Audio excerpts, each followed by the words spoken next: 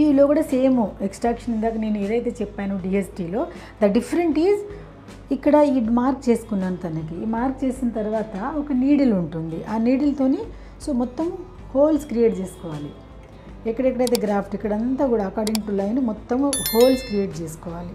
కానీ DST టెక్నిక్లో holes creation కూడా ఉండదు. ఎందుకు హోల్స్ క్రియేషన్ మినిమైజ్ చేస్తున్నాము అంటే, ఇక్కడ ఎంత హోల్స్ క్రియేట్ చేసినా కూడా అక్కడ ఏదో ట్రామా చేస్తున్నాము.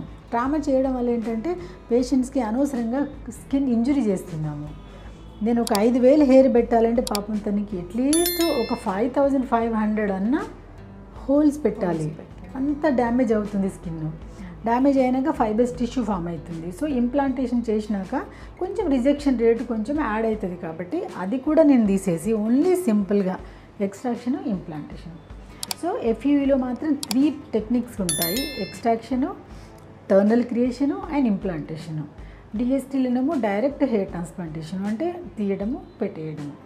ఇంకా డిహెచ్ఐ అంటే డైరెక్ట్ హెయిర్ ఇంప్లాంటేషను. అదేంటంటే ఒక నీడిల్ ఉంటుంది, మనకి ఇన్స్ట్రుమెంట్స్ ఉంటాయి, ఇక్కడ తీసిన రూట్ ఆ ఇన్స్ట్రుమెంట్లో పెట్టేస్తారు ఇట్లా. కానీ దాంట్లో డిసడ్వాంటేజ్ ఏంటంటే అక్కడ మనకి డైరెక్ట్గా ఇదే తీసుకుంటుంది, ఇదే పెట్టేసుకుంటుంది, డైరెక్ట్ ఇదే తీసుకుంటుంది, ఇదే పెట్టుకుంటుంది. దానివల్ల ఏంటంటే మనకు కనిపించదు అది 3 రూట్స్ ఉన్నాయా, సింగిల్ ఉందా, సెకండ్ ఫాలికల్ ఉన్నాయా కనిపించదు. బట్ రూల్ ప్రకారంగా అయితే ది బెస్ట్ 4ని ముందు పెట్టుకోవాలి, తర్వాత 3 గ్రాఫ్ట్ పెట్టుకోవాలి, 2 గ్రాఫ్ట్. కాబట్టి అన్ని విధాలుగా చూసుకుంటే ఎఫ్యూఈ and DST is the gold standard technique.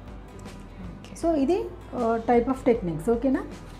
So ఒకసారి మనం స్టార్ట్ చేద్దాం. ఓకేనా? చలో.